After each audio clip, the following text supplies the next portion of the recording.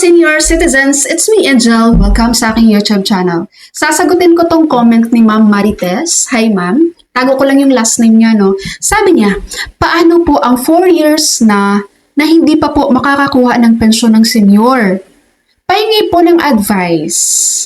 Alright, ito yung mahirap bigyan ng advice mga ma'am and sir. Bakit? Dahil wala po tayong ibang choice.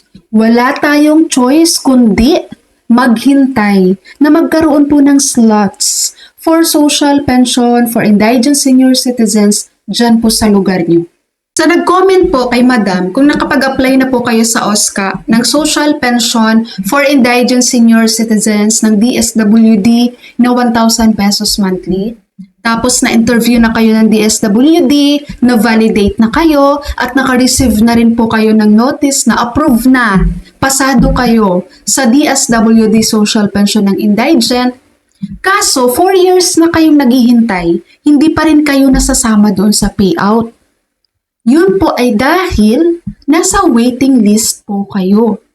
Ibig pong sabihin, dyan po sa lugar nyo, marami po kayong mga indigent seniors na nasa waitlisted ng DSWD dahil wala pa pong slots na available. Saklap, no? Pero ito ma'am ha, ang ma-advise ko lang sa'yo, pasensya na po, ito lang talaga yung kaya kong i-advise sa inyo. I-follow up nyo pa rin po dyan sa DSWD sa inyong lugar. Puntahan nyo po at kausapin nyo. Ma'am, sir, 4 years na po akong naghihintay ng payout, na mapasama po ako sa payout ng DSWD, Social Pension for Indigent Seniors. Pero hanggang ngayon po, hindi pa rin po ako nakakatanggap. Ano na po ba ang update? Kasi po, kailangan ko po ng financial. Wala po akong mapagkuhanan ng regular na financial na pwede pong mag-support sa akin sa pang-araw-araw ko na gastusin. Kaya ito pong social pension ng DSWD, malaking bagay po ito sa akin. Sana matulungan niyo po ako, napapabilis po ito. Ganun na lang po ang gawin niyo, Ma'am Jasmine.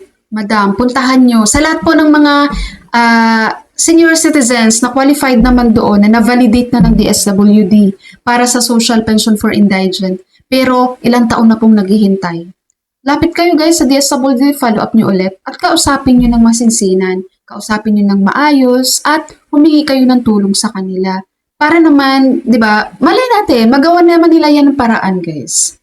Last year po, 2025, nasa over 1 million na po ang nasa waitlisted ng DSWD para sa social pension for indigent seniors. Itong mga nasa waitlisted po, nasa waiting list, sila po ay validated na ng DSWD guys. Kumbaga, pasok sila sa pagiging indigent na indigent seniors na dapat makakatanggap ng social pension. Pero dahil kulang sa budget, walang budget, nasa waiting list sila. Naghihintay po ng slots. Diba ang hirap umasa lang guys sa ayuda ng gobyerno? Kaya sa mga members dito ng SSS na nagsasabi lagi, ay, ayoko na lang maghulog sa SSS. Doon na lang ako sa DSWD na social pension. Diba? Sabihin nyo ngayon sa akin guys, kung worth it ba na hindi kayo mag-contribute sa SSS? Kung worth it ba na doon lang kayo, maghintay lang kayo sa DSWD social pension?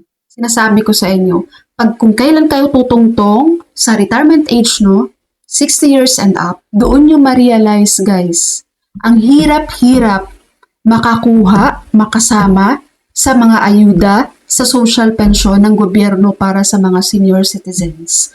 Huwag po tayo umasa sa government guys. Walang magandang plano yung government natin sa mga seniors natin. Magkaroon man ng ayuda, magkaroon man ng social pension, pero hindi yun sapat sa pang-araw-araw natin na gastusin. Kaya habang bata pa kayo, sa ngayon na hindi kayo member ni SSS, hindi kayo naghuhulog, ako nagsasabi sa inyo guys, mag-contribute kayo sa SSS kahit yung pinaka-minimum lang na contributions. Ang mahalaga, monthly, buwan-buwan may matanggap kayong pension sa SSS. Every December, may matanggap kayong 13th month pension sa SSS. Nakikita nyo naman ang sitwasyon ng mga seniors natin ngayon guys. Yung mga walang pensyon sa SSS, sa GSIS, yung mga naghihintay lang, mga pumipila sa ayuda ng government, mga pumipila sa social pension ng DSWD. Gusto nyo ba na ganun yung situation nyo pagtanda nyo? Wag guys, wag niyong pangarapin ng ganun. Ako, hindi ko pinapangarap na ganun yung magiging situation ko pagtanda ko. Kaya nagkukontribute ako ngayon sa SSS habang bata pa ako. SSS, pag-ibig. Yun. Sarap kaya nun, di ba? Monthly, during payout sa pension nyo kay SSS, o pupunta kayo sa mga ATM machine, magwi-withdraw kayo. Di ba? Sarap kaya ng ganong feeling. Maliit man yan or malaki. Siyempre, maliit ang pension mo pag maliit ang contributions mo. Kung nangarap ka ng mataas na pension, iditaasan yung contributions mo. Ganun lang yun. Okay, mga senior citizens natin dyan, bago ko po end ang ating video for today, sa mga naghahanap po dyan guys ng pabango, i-recommend ko sa inyo itong Sweet Night na panlalaki na color blue. Sa pambabae naman guys, itong pink Sweet Night Bright Crystal.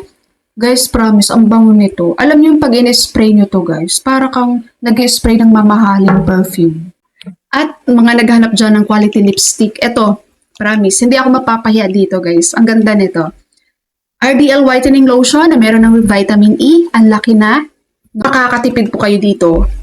At ito naman ang ating whitening body soap from Alada. So medyo pricey nga lang to guys. Pero ang ganda nito. Search nyo guys. So very well known siya as whitening body soap. Ang link ng mga products na to nasa title lang ng video ko. I-click nyo lang yan. Okay, so that's all for my video for today. Thank you so much for watching everyone. God bless you all.